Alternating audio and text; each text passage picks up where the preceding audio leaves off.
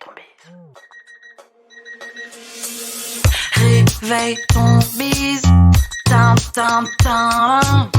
Réveille ton bise. Hello et bienvenue sur le podcast Réveille ton bise. Je suis Justine, mentor podcast et business. J'aide les entrepreneurs à développer un business qui leur ressemble grâce au Human Design et sans prospection grâce au podcast.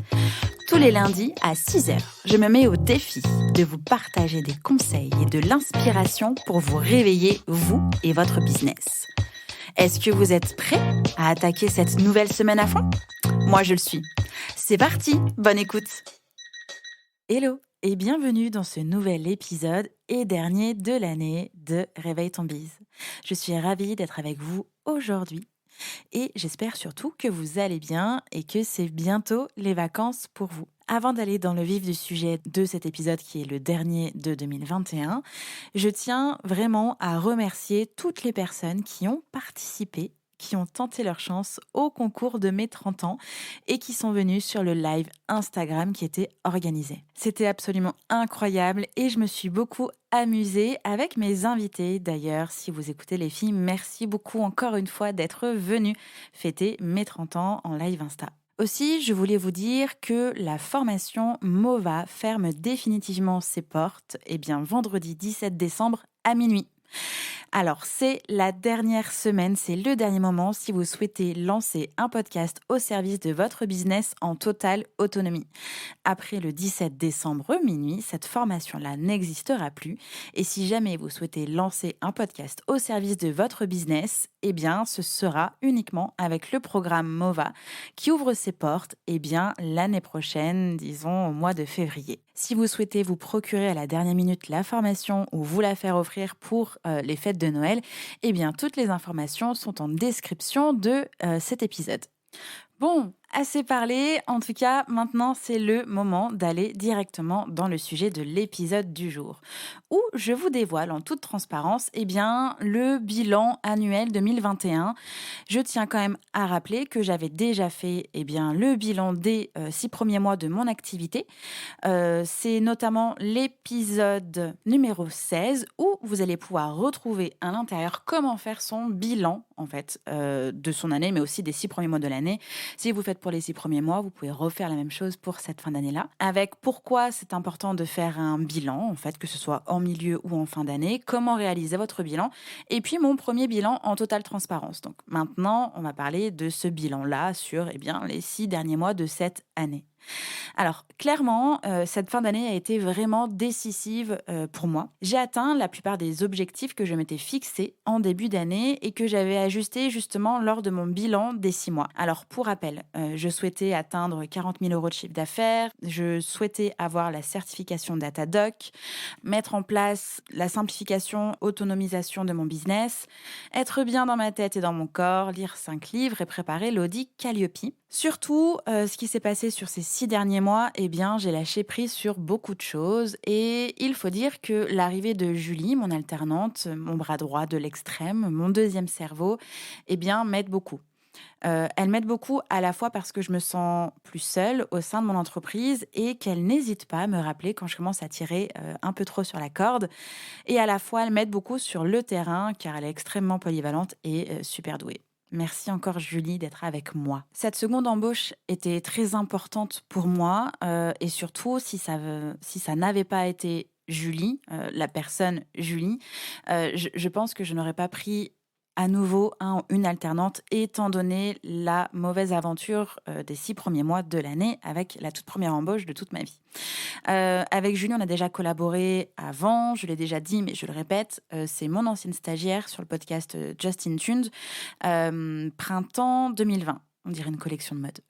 Et du coup, on avait déjà travaillé ensemble, on se connaît bien, on s'entend évidemment bien, et on a gardé le lien entre le stage et l'arrivée dans l'entreprise. Donc humainement, ça passe. Et comme on a déjà travaillé ensemble, on va dire que le premier date était déjà fait et qu'on pouvait tout de suite se mettre au travail et avancer. Donc, cette seconde embauche était importante pour moi car je sentais que je ne pouvais pas aller plus loin toute seule. J'avais créé un énorme incendie que j'ai plus ou moins bien géré jusqu'à cet été. Et il faut dire vraiment, alors encore une fois, là, c'est vraiment épisode transparence, j'ai pris une grosse claque, en fait, cet été d'un point de vue santé. Grosso modo, j'ai des problèmes de dos suite à un accident de sport à l'âge de 13 ans. Alors non, je ne suis pas une ancienne sportive de haut niveau. C'était un sport très débile qu'on appelle acrosport, un sport que l'on fait au collège, qui est absolument débile. Alors je ne sais pas si vous avez pratiqué ce sport complètement con. C'est une histoire de pyramide et de figures que l'on fait avec d'autres humains, avec le corps des autres. Et étant toujours été costaude et grande, eh bien, j'étais en bas de cette pyramide-là et il y avait des gens sur mon dos. Et le clampin du haut, donc le plus mince d'entre nous, a perdu l'équilibre et est tombé, ce qui fait qu'en fait, j'ai eu littéralement 5 personnes sur le dos. Et donc, ça a déclenché de gros problèmes de dos. J'ai été paralysée. J'ai à ce moment-là eu 2 hernies discales. Bref, hein, donc c'était assez compliqué. J'ai dû arrêter du coup mon sport que j'aimais, qui était la danse. Et ça a été très compliqué, du coup, pendant la période adolescence, en fait. Bref, et donc, je sais que à cause de ça, j'ai mes hernies discales, du coup, toute la vie. Mais du coup, eh bien, ça s'est aggravé et je l'ai appris vraiment cet été. Je sentais que dans mon corps, il y avait des choses qui allaient pas. Je sentais bien que je tirais aussi sur la corde et je voulais pas écouter les signaux de mon corps. Je me sentais vraiment tordue, j'avais mal, je tenais pas longtemps debout, je pouvais pas beaucoup marcher, ou en tout cas pas très longtemps. Voilà, ça commençait à être un peu compliqué. Et du coup, je suis allée faire un IRM et des examens qui ont en fait eh bien, montré que mon dos s'était absolument aggravé à cause de mon hygiène de vie, à cause du fait d'être tout le temps assise, de ne pas avoir de sport depuis déjà quelques années, en dehors du yoga, mais il faut dire que c'est qu'une fois par semaine, donc c'est nettement pas suffisant. Et du coup, bah voilà, mon dos s'est aggravé, j'ai des résultats vraiment pas cool, genre 3 discopathies, genre de l'arthrose précoce et diffus tout le long de la colonne vertébrale, un rétrécissement du canal rachidien. Bref, je vous passe les détails techniques et scientifiques. On n'est pas là pour parler santé, mais voilà, tout ça pour dire que, eh bien, ça m'a mis une claque. Et à ce moment-là, je m'étais promis de mieux prendre soin de moi. Et donc, j'ai commencé cet été en ralentissant eh bien, la cadence et en prenant soin de moi, en fait, en prenant du temps pour moi, tout simplement. Et cette résolution-là a duré, on va dire, jusqu'à octobre, fin octobre. Il faut dire que moralement, j'étais assez déprimée. C'était difficile de m'accrocher à ce moment-là. Parce que j'étais dans un mauvais état physique et que j'avais envie de prendre une pause, vraiment, dans ma vie, dans mon entreprise, sauf que financièrement, ça n'a pas du tout été possible. Alors pas juste parce que maintenant j'ai une employée et qu'il faut que je gère la fougère tous les mois, mais parce que même si mon entreprise a, s'est bien développée cette année-là, enfin cette année, pas Claude François, cette année tout simplement, il y a quand même eu un gros ralentissement entre juin et septembre et que suite à ça, eh bien, je n'avais pas suffisamment de trésorerie pour maintenir, les finances, et ma vie.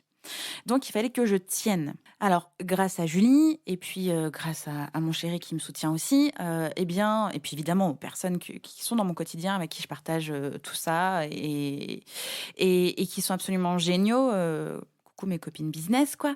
Hem j'ai pu tenir, et j'ai pu garder le cap et reprendre, un peu de motivation et reprendre du coup du poil de la bête. Donc j'ai mis en place, plus de temps pour moi. J'ai entamé, de la yoga thérapie avec Laura de Bien dans ta boîte. Je me bouge tous les jours, je m'étire, je fais du yoga, je vais, au kiné toutes les semaines. Voilà, je fais plein de choses pour me sentir mieux, pour prendre soin de moi et surtout, j'ai arrêté aussi des choses dans mon entreprise, des choses qui me nourrissaient plus humainement et qui, au final, mis à part à faire du CA, ne me permettaient pas, de développer de la trésorerie puisque finalement, c'était à peine rentable en termes de temps, énergie et charge, en fait, tout simplement. Bon, retournons au bilan. Commençons déjà avec, les victoires dont je suis fière sur cette fin d'année. Eh bien, c'est déjà le dépassement de mon chiffre annuel, fixé qui était, comme je l'ai dit au début de l'épisode, à 40 000 € de chiffre d'affaires. Je l'ai dépassé, et je pense que je continue de le dépasser même si, eh bien, je n'ai toujours pas de trésor. Je suis très fière des formidables podcasts qui ont été créés par mes coachés, eh bien, de la formation MOVA, mais aussi du programme MOVA.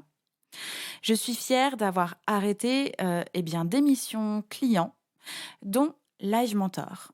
J'arrête d'accompagner les entrepreneurs au sein de Live Mentor pour pouvoir me concentrer, eh bien, sur mon entreprise. Alors, ce n'est pas du jour au lendemain puisque j'ai encore des entrepreneurs que j'accompagne, mais mon dernier coaching, eh bien, Entrepreneur Live Mentor, aura lieu début février. Ça aussi, c'était une grande décision puisque je suis mentor chez Live Mentor depuis presque 2 ans, que j'ai accompagné 250 entrepreneurs là-bas, que j'ai appris énormément de choses, que je me suis beaucoup amusée, mais il est temps pour moi, eh bien, de mettre les voiles et de développer mon entreprise. Et je suis fière du coup d'avoir lancé les coachings individuels Réveille ton bise où toutes les places ont été prises. Et pourtant, je n'ai communiqué là-dessus que dans le podcast et nulle part ailleurs. Donc, les personnes qui sont en coaching avec moi, Réveille ton bise, sont des personnes qui écoutent le podcast. Alors, merci beaucoup d'écouter le podcast et merci évidemment pour votre confiance. Pour le moment, du coup, il n'y a plus de place. J'ouvrirai quelques places début d'année prochaine, à partir de janvier. Et puis, je prépare des nouvelles choses. Bon, passons maintenant aux erreurs et aux leçons que je retire eh bien, sur cette fin d'année. Parce que quand même, il faut célébrer ça. Je retiens surtout qu'il faut mieux que je pilote mes chiffres pour eh bien, mieux assurer un matelas de sécurité et d'investissement.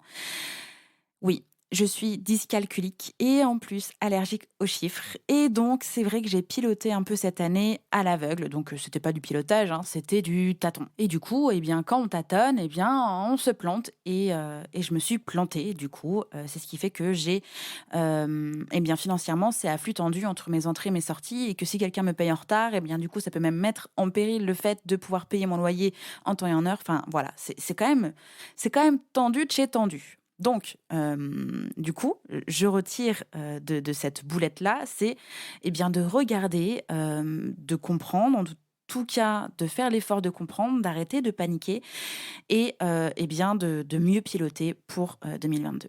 L'autre leçon que je retire, c'est que eh bien, je suis la seule à pouvoir décider de ce qui est bien pour moi et surtout eh bien, de ne pas attendre une date précise ou tout simplement la Saint-Glinglin. Je dis ça parce que dans mon bilan des 6 mois, je souhaitais accompagner uniquement 10 entrepreneurs au sein de Live Mentor.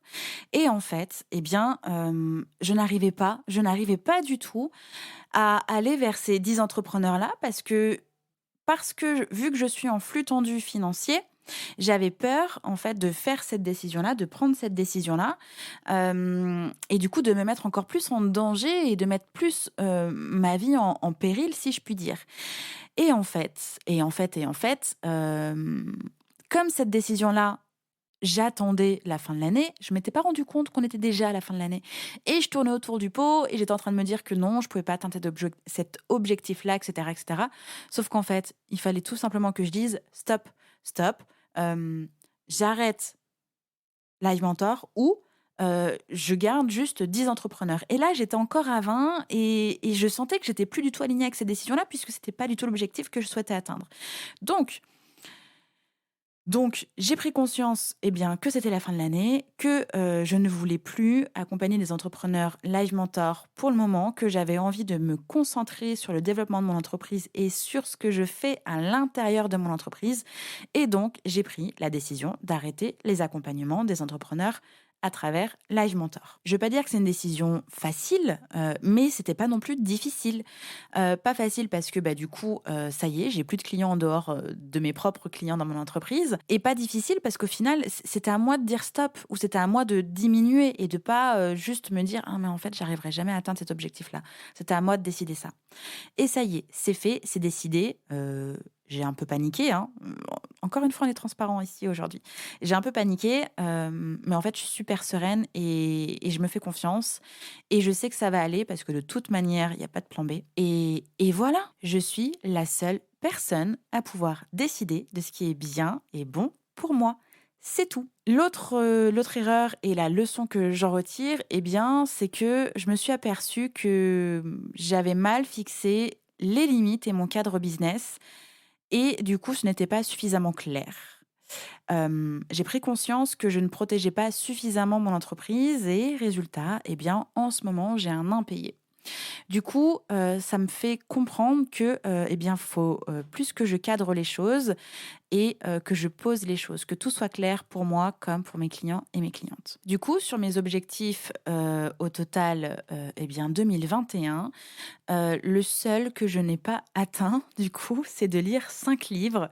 C'est un objectif, que j'avais fixé, il me semble, à nouveau, eh bien, lors de mon premier bilan des 6 mois, et je n'ai lu que 3 livres. Alors bon, on est le 12 décembre, peut-être que je vais pouvoir lire 2 livres, eh bien, pendant les vacances. On croise les doigts. Passons maintenant aux objectifs que je me fixe pour 2022. Alors, le premier objectif que je me fixe, eh bien, c'est de pouvoir prendre 6 semaines de vacances l'année prochaine. Jusqu'à présent, en 4 ans d'entrepreneuriat, bientôt 5, les vacances, ça a toujours été problématique et il y a que cette année, en fait, cet été, où j'ai pu vraiment avoir un semblant de vacances. Jusqu'à présent, je n'ai jamais pu vraiment prendre de vraies vacances, total off, loin de mon business. Ça a toujours été, le rush avant, le rush après, le stress pendant et je ne veux plus vivre ça. Donc l'année prochaine, je veux prendre 6 vraies semaines de vacances. Du coup, pourquoi? Eh bien, pour enfin profiter de ma vie et arrêter de passer à côté. Et les étapes qui vont être nécessaires, à mettre en place pour atteindre cet objectif-là, eh bien, c'est de l'organisation, de l'anticipation, de la planification, de la délégation et plein de trucs en sillon. Mais surtout d'inscrire, eh bien, dans le planning les semaines de vacances. Le deuxième objectif fixé, eh bien, c'est de lire 12 livres. C'est pas parce que cette année, j'ai à peine pour le moment réussi à en lire que 3 que l'année prochaine, je vais pas réussir à en lire 12. Donc, maintenant que dans mon planning, j'ai des temps dédiés à la lecture, et merci Julie d'avoir mis ça à nouveau dans mon planning 2022, eh bien, il n'y a pas de raison que je n'arrive pas à lire un livre par mois. Donc, je le fixe et eh bien, je vais l'atteindre. Ensuite, l'autre objectif fixé, eh bien, c'est d'effectuer la certification Calliope. C'était déjà, en fait, dans mes objectifs 2021, mais disons que c'était déjà la préparation à la certification Calliope. Je n'ai pas pu travailler la certification, en tout cas avoir cette certification-là cette année, par manque de trésor. Je n'avais pas, et je n'ai toujours pas actuellement, la somme nécessaire pour réserver mon audit et passer cette certification. Ensuite, je remets l'objectif simplification et autonomisation de mon entreprise. Ça a déjà été atteint en 2021. Eh bien, il va falloir continuer en fait dans cette vibes pour pouvoir rester dans ma zone de génie, mon cœur de métier et ne pas passer mon temps à faire des micro-tâches. Du coup, les étapes à continuer, eh bien, c'est de continuer sur tout ce qui a déjà été mis en place et puis de pouvoir investir au fur et à mesure dans des prestataires, pour des prestataires, sur certaines tâches, comme par exemple eh bien, l'admin de l'organisme de formation, de la compta, du closing, etc. etc. Ensuite, eh bien, l'objectif santé à nouveau, eh bien, c'est de soigner mon dos, d'être bien dans mon corps et bien dans ma tête. Et j'aimerais aussi perdre un peu de poids, mais je souhaite vraiment me sentir bien quotidiennement, psychologiquement et physiquement, pouvoir prendre soin de moi avec autant d'énergie et d'investissement que tout ce que je mets sur mon business, ne plus être relayé en second plan et surtout arrêter de me cacher et de manger mes émotions. Du coup, ça passe par la mise en place de routines bien-être et sportives quotidiennes, reprendre la danse, être en mouvement, tout ça, tout ça. Donc là, c'était déjà en bonne voie, à continuer et à améliorer. Continuer mes rendez-vous thérapeutes une fois par mois, mon kiné toutes les semaines et l'ostéo tous les 2 mois. Continuer aussi le yoga et d'avoir 2 cours par semaine et puis de continuer, en tout cas de pouvoir mieux prendre soin de moi, donc d'aller chez le coiffeur pour mon rouge au moins une fois par mois et dans un centre d'esthétique pour un soin et un massage parce que c'est trop bien aussi de se faire dorloter. Et puis, passons enfin à l'objectif de chiffre d'affaires fixé pour 2022. j'aimerais atteindre 70 000 € de chiffre d'affaires pour pouvoir investir dans l'entreprise sereinement, que ce soit en termes d'embauche ou de prestataires, mais aussi investir sur moi dans des formations. Investir aussi dans l'immobilier pour pouvoir enfin acheter ma maison à la campagne. Actuellement, je suis en location et j'ai envie en fait d'avoir ma propre maison. Je suis bien où je suis, mais j'aimerais être mieux un petit peu ailleurs. Et surtout, arrêter d'être en flux tendu au niveau de l'argent entre les entrées et les sorties. Et voilà, vous savez tout de mon bilan de l'année 2021 et de mes objectifs pour 2022. Pour vous aider à atteindre, en tout cas pour vous aider déjà à fixer et atteindre vos nouveaux objectifs, je vous invite à écouter ou réécouter l'épisode 14 de Réveille ton bise qui s'appelle tout simplement Comment fixer et atteindre ses objectifs business. N'hésitez pas à réécouter aussi l'épisode numéro 16 qui est faire son bilan des 6 premiers mois de l'année pour son business avec du coup les questions à poser et puis surtout le template Notion de bilan des objectifs qu'on avait préparé avec Lauriane, qui vous permettait de faire le check-up de vos objectifs 2021. Donc, le lien de téléchargement de ce template Notion est disponible aussi en description de cet épisode. Avant de se quitter, je rappelle encore une fois que la formation MOVA ferme définitivement ses portes vendredi 17 décembre à minuit. Après cette date-là, elle n'existera plus du tout. La formation MOVA, c'est 10 modules pour créer et lancer votre podcast business. Donc, 10 modules, 50 supports avec des workbooks et des audios, des outils, des tutoriels vidéo, un retour par mail sur votre production, des invités expertes et puis des bonus.